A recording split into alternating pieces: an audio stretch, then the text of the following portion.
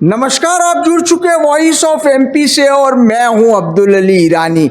Operation सिंदूर पर मेरे साथ बात करने के लिए मौजूद है पूर्व सैनिक army engineer captain RC Boriwal साहब। आइए बात करते हैं। सर बताइए, ऑपरेशन सिंदूर पे क्या कहेंगे आप? ऑपरेशन सिंदूर एक जबरदस्त उन आतताइयों को जिन्होंने हमारे देश को बार बार परेशान किया है और बर्बाद करने की कोशिश की है, तो इस पे ऑपरेशन सिंदूर एक ज़बरदस्त अटैक है, एक ज़बरदस्त प्लानिंग है, जिसके तहत जितने भी उग्रवादी थे, आतंकवादी थे, उनके समस्त ठिकानों को इतनी सही और सटीक तरीके से बर्बाद किया है जिसका वो आने वाली पीढ़ी भी याद रखेगी और ऐसे इस तरह के जो कार्रवाई करने में हेजिटेट होगी। और हमारे जो जिस समय ये यूज़ किए गए हमारे जैसे आर्म एमुनेशन, हमारी मिसाइलें आर्म और हमारे जो प्लेन्स वगैरह इतने सटीक, इतने सक्सेसफुल, इतने ज़बरदस्त डायनेमिक तरीके से जो इन्होंने अटैक किया है, वो अद्वितीय, अनंत और सराहनीय है। मुझे आज गौरव है मेरे देश पे, मेरे देश के उन इक्विपमेंट पे, हमारे देश की सेना पे, हमारे देश के प्रधानमंत्री और रक्षा मंत्री और जितने भी लोग प्रत्यक्ष या अप्रत्यक्ष इसमें सहयोग करते हैं, मैं उनको रिपीटेडली बार बार धन्यवाद देता हूं। और उनके उत्साह को जो उन्होंने हमको प्रदान किया है, उसके लिए मैं उनको धन्यवाद प्रदान करता हूं। और जी, पाकिस्तान ने इसके बाद जिस तरह की हरकत करने की कोशिश की और भारतीय सेना ने जिस तरह मुंह तोड़ जवाब फिर दिया, पाकिस्तान की एक भी नहीं चलने दी, क्या कहेंगे? एक्चुअली जो पाकिस्तान जो डरपोक है, जिसका कोई अस्तित्व नहीं है, हमेशा भिखारी है, भीख मांगता रहता है, तो उसको वो इस देश को, भारत देश को, जिस देश की महिमा, जिस देश का गौरव दुनिया गाती है, और आज जिस स्थिति में हमारा देश है, वो शक्ति के स्थिति में जो हमारा देश है, उसने आज प्रूव कर दिया।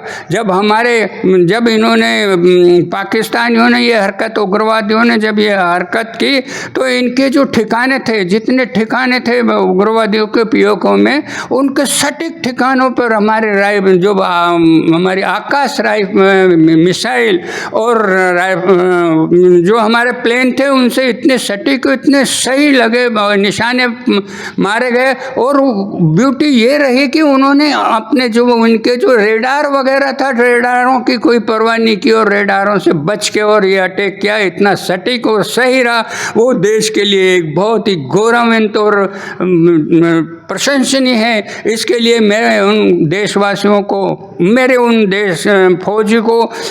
फौज को और सभी जितने भी इसमें सहायक हैं, उन सबको रिपीटेडली बार बार धन्यवाद दूंगा। और इन्होंने ये प्रूव कर दिया कि वाकई देश सशक्त और शक्तिशाली है और हर स्थिति परिस्थिति में पाकिस्तान को नाकामयाब, उसकी हर एक्टिविटी को नाकामयाब करने में सक्षम है ये देश। और पाकिस्तान को अब लगने लगा, जिस समय ये ऑपरेशन सिंदूर शुरू हुआ था, तो पाकिस्तान और पाकिस्तान के जनरल और जो थे, सब थर-थर कांपते थे जब नाम आता था देश का कि कुछ भी हो सकता है, कहीं भी हो सकता है, कैसे भी हो सकता है। तो इस स्थिति में इतने परेशान और नज़र आए उन्होंने कि जब यहाँ तक कि जो वहाँ के सेनापति थे वो तक घबरा रहे हैं, उनके जबकि कमांड और कंट्रोल उनके हाथ में, उनके बस का नहीं था। उनको लगा कि हम वाकई बहुत बुरी तरह फंस गए हैं और कैसे बचा जाए। कोशिश तो की पर देश ने छोड़ा नहीं, वो बदला लिया जो हमारी देश की जनता, देश के लोग, सेना और सभी लोग चाहते थे। बदलाव ठीक उसी तरह लिया जैसा पूरा देश चाहता था। क्या मानते हैं, क्या हालात निर्मित होंगे आगे? आगे हालात तो ऐसा सिचुएशन इन्होंने अभी जो शुरू की है, वापस से फिर से बॉर्डर, हमारे जितने बॉर्डर एरिया के जो शहर हैं उन पे जो इन्होंने बम्बारिंग और ये जो बम्बारिंग कर रहे हैं या मिसाइलों से इससे जो अटैक कर रहे हैं, उससे ये लगता है कि ये चुप बैठने वाले नहीं हैं और हमें वापस सटीक इनका इंतजाम करना पड़ेगा, इनका बहुत ही अच्छी तरीके से इंतजाम करना पड़ेगा कि ताकि ये बाद में फ्यूचर में गलती से भी भारत के खिलाफ कोई भी एक्टिविटी करने के लिए हिम्मत नहीं करें। आप थे कैप्टन आरसी बोरीवाल साहब, जिन्होंने भारत की मजबूत सेना को लेकर उसे सैल्यूट किया और कहा कि भारत ने जिस तरह का पाकिस्तान को जवाब दिया है, पाकिस्तान कभी ये भारत की तरफ आंख उठाने की जुर्रत नहीं करेगा। वॉइस ऑफ एमपी के लिए मेरे सहयोगी विनोद गुजर के साथ अब्दुल अली ईरानी। जयराम जी, किशन काका। राम राम भाई, राम राम। क्या दोनों भाई बैठ के क्या हिसाब लगा रहे हो? ऊटी लहसुन के भाव आ गए क्या? अरे नहीं रे दादा, ये अपना रमेश नया मकान बनाने के लिए लोन ले रहा है। हिसाब किया तो पता चला कि लोन का पैसा तो ईंट और रेती में ही पूरा हो जाएगा। और अभी तो सीमेंट लानी है, सलिया लाना है, और तो ठेकेदार को भी पैसे देने हैं। मेरे तो कुछ समझ में ही नहीं आ रहा कि कैसे बनेगा मेरा नया मकान। अरे किशन काका, कहाँ इन रेत सीमेंट और लाल ईंटों के चक्कर में पड़ रहे हो? मेरी बात मानो तो अपने घर को बाबजी एएसी ब्लॉक से बनवाओ। इसमें ना सीमेंट और रेत की जरूरत होती है, ना ही तराई करने की झंझट। और लाल ईंटों के मुकाबले आपका मकान काफी तेजी से बनकर तैयार हो जाएगा। इससे आपके पैसे तो बचेंगे ही, साथ ही मजबूती ऐसी कि सालों साल देखने की जरूरत नहीं।